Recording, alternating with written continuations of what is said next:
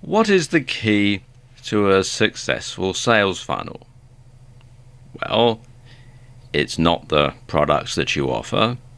It's not the services that you offer. It's not the price points that you offer. The key to a successful sales funnel is your mailing list. And that might seem a bit odd, but think of it as the start of your sales funnel, because without a mailing list, nothing else happens. So why is your mailing list so important? Well, first and foremost, it enables you to keep in regular contact with your prospects and customers. You know the old saying, out of sight, out of mind. So if you're not in regular contact with your prospects and your customers, they're likely to forget all about you and they're going to go and purchase from somebody else. So you're going to lose out to the competition. Now, you're going to need more than one mailing list.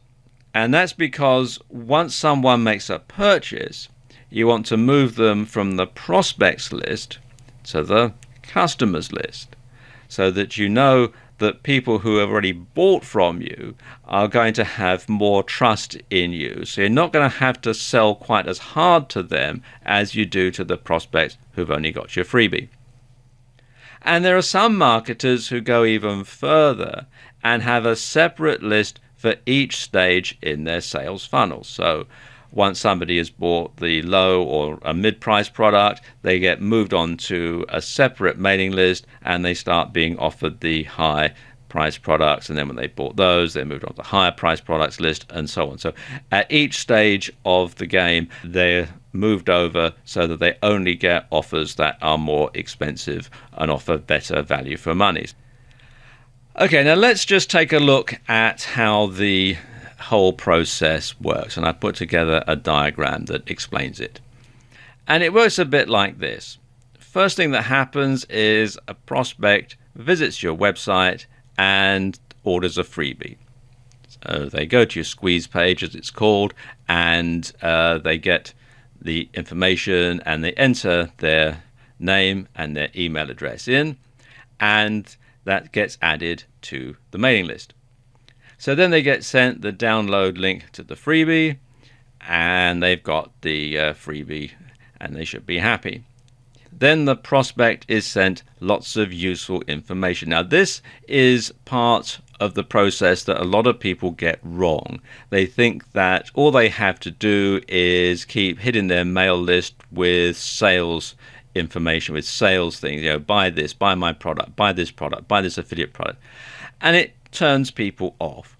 So what you want to do is you want to make sure that people know that they're going to get a lot of information from you for free, in addition to the freebie that they've been sent. And exactly how often you send this out is going to depend on your niche. It's going to depend on how you operate.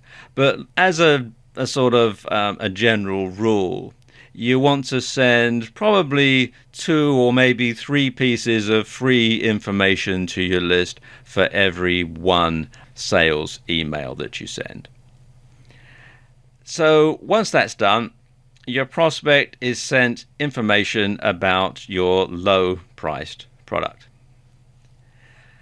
So you send that with the sales link. Now, if they buy, and to be honest, most people won't buy on the first contact for an offer. You keep them on the prospect list and you send them information about affiliate products and other low price products until they actually make a purchase. And of course, you keep sending them all the useful information as well. So then you get to the point where the prospect actually does buy something.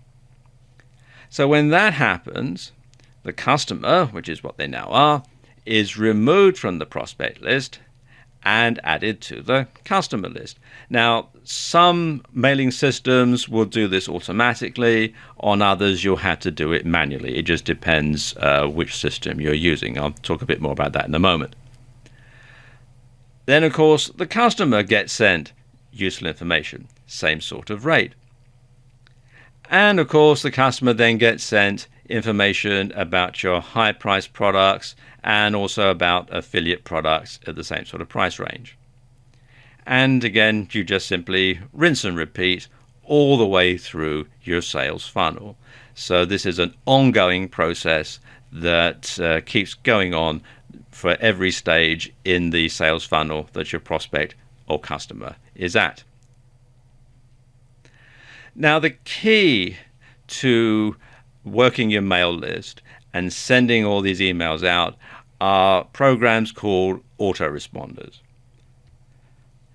And an autoresponder enables you to send automated emails to your list. So you don't have to email each customer or prospect individually. The software takes care of it for you. And you can set it up to send emails on certain dates or so many days after the last email. And you can also send one-off emails to your list. And some popular autoresponder companies are Aweber, which you can find here at aweber.com, GetResponse, which you'll find here at getresponse.com, and MailChimp, which you'll find here at mailchimp.com. Now, each of them have different pricing structures and are slightly different in the way that they operate. But the basic principle behind all of them is pretty much the same. Now, one thing that you'll need to decide at the beginning of your dealings with an autoresponder company is whether you want double or single opt-in. Now, let me explain the difference between the two. With single opt-in, the prospect gets added to your list without any verification. Now, you'll get more names on your list that way, but not all of them will be genuine. Some people will put in a fictitious name, a fictitious email address just to get your freebie. They don't want any follow-up emails, so you don't know whether it's a genuine email. Also, it leaves you open to accusations of spamming because somebody might maliciously sign somebody else up to your list. They get hit with all sorts of emails from you that they haven't asked for, and then they complain and you're branded a spammer, even though you're not. You're a legitimate business person, but you're going to be branded a spammer because this person has not asked for the information to be sent. So these days, double opt-in gets to be pretty much the default setting. And what happens with double opt-in is the prospect gets sent an email with a confirmation link to click. So if they don't confirm, then there are no further emails. And you don't get quite so many names because some people can't be bothered to confirm. But if you don't get any spam complaints either, because you know that it's a genuine address, you know that the person has asked to receive the emails from you and has confirmed, and if they complain, you can go back with some systems and look it up and see, well, you signed up on X date and you confirmed on Y date, so therefore it's not spam, and you can prove it. So that really sort of covers your backside, so to speak.